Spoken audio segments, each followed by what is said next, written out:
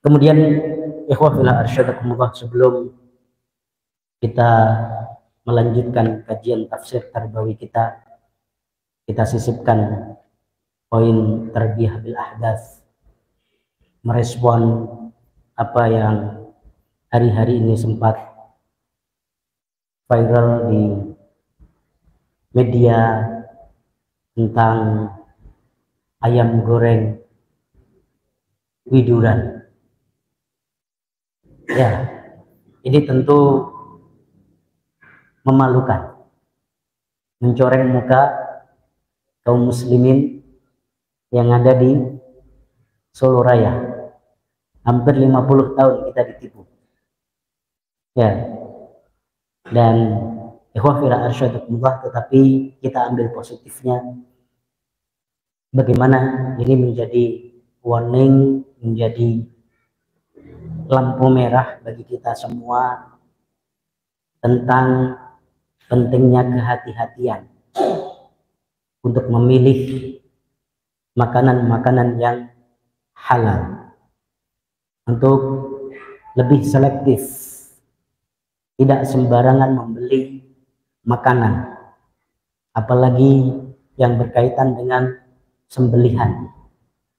Ya, karena proses penyembelihan, bagaimana memasak, bahannya dari apa dan lain sebagainya, itu adalah rangkaian proses yang memang harus dipastikan sesuai dengan syariat Islam. Ini menjadi keprihatinan kita semua dan penting kita untuk mengedukasi masyarakat, jamaah-jamaah kita, murid-murid kita, keluarga kita. Pastikan, kata kuncinya pastikan, jangan membeli makanan sembarangan. Ya, karena efek makanan haram ini fatal sekali bagi diri kita dan keluarga kita. Ya, kullu lahmin nabata minas sukhti fannaru awla. Bagaimana semua daging, termasuk daging yang ada pada tubuh kita ini, yang tumbuh dari sesuatu yang haram, maka neraka lebih pas untuknya. Kemudian bagaimana makanan haram ini akan membuat doa-doa kita tertolak. Dalam hadis yang masyhur tentang bagaimana ada seorang musafir, ya, terlihat lusuh, bajunya kotor, badannya berdebu, kelaparan, kehausan. Kemudian dia mengangkat tangan dan mengucap ya Rob, ya Rob. Tapi apa kata Rasulullah SAW? Anna yustajabulah. Bagaimana bisa dikabulkan? Ya, sedangkan malbasuhu haram, dia menggunakan pakaian dari pakaian-pakaian yang haram, baik zatnya ataupun cara mendapatkannya. Wa mashrabuhu haram, dia minum dari sesuatu yang haram, baik zatnya ataupun cara mendapatkannya. Wa ghudiya bil haram, dia makan juga dari yang haram. Anna yustajab, gimana bisa dikabulkan? Ini penting. Ya. Bahkan dalam riwayat yang lain disebutkan bagaimana seseorang yang memakan makanan haram, baik haram zatnya atau cara mendapatkannya, ini membuatnya sholatnya tidak diterima selama 40 hari. Dan ini cocok dengan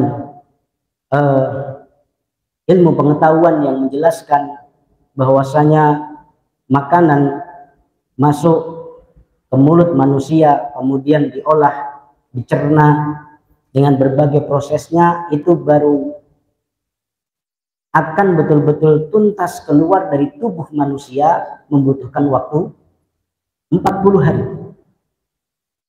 Ya, Ketika kemudian menjadi daging, kemudian nanti berganti sel, dibuang dan lain sebagainya, dari awal sampai akhir itu membutuhkan proses kurang lebih 40 hari.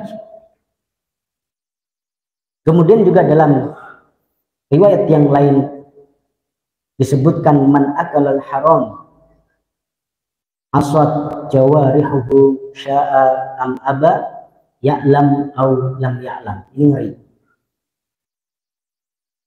Bahwasanya barang siapa yang memakan sesuatu yang haram, maka jawarihnya, anggota tubuhnya, itu akan membawanya berbuat maksiat. Mau atau tidak mau, tahu atau tidak tahu. Ini yang bahaya, Pak. Ya, yang paling akhir tadi, tahu atau tidak tahu. Sengaja atau enggak sengaja. Ya. Ini efeknya besar sekali. Maka kalau di antara kita merasa kok ibadah berat, melakukan ketaatan susah, bagaimana dirinya mendorong untuk terus-menerus berbuat maksiat, salah satu yang penting untuk diperbaiki adalah makanannya. Jangan-jangan dagingnya tumbuh dari sesuatu yang haram, sehingga kemudian mendorong dirinya untuk melakukan kemaksiatan. Karena sya'a am aba ya'lam au lam ya'lam. Belum lagi dari sisi tarbiyah, terutama untuk anak-anak kita. Kalau kita mendapatkan anak kita begitu sulit diatur, begitu susah dinasehati, durhaka kepada orang tua, ya, begitu berat untuk melakukan ibadah dan ketaatan, salah satu yang harus kita perbaiki apa? Makanan yang kita suapkan kepada mereka. Ini ikhwafillah arsyadullah. Bahkan kalau kita membaca sejarah para ulama, luar biasa bagaimana ibu-ibu mereka, ibunda-ibunda para ulama itu begitu hati-hati dalam menjaga makanan. Ya, kami mendengar langsung dari ibunda Allah yarham Ustadz Mu'in misalnya, rahimahullah, ketika diwawancari oleh majalah Hidayatullah, apa rahasia bisa mendidik anak dalam kondisi ditinggal suami, sendirian, banyak yang menjadi ulama, sukses dan lain sebagainya. Satu tips yang disampaikan, memastikan yang dimakan itu adalah sesuatu yang halal. Saya dengar langsung dari apa yang diceritakan oleh Ustadz Adi Hidayat. Ya, mendengar langsung dari beliau. Bagaimana beliau bisa secerdas itu, ya, begitu mudah menghafal ayat-ayat Al-Quran. Di antara cerita yang beliau sampaikan, ibu beliau itu tidak pernah beli, kalau pengen ayam goreng misalnya, nggak pernah beli di pasar atau di warung-warung, nggak pernah. Beli ayam hidup dari pasar, disembelih sendiri. Memastikan bahwasanya apa yang dimakan oleh anaknya itu sesuatu yang halal. Juga cerita yang sangat masyhur dari Al-Imam Asy-Syafi'i,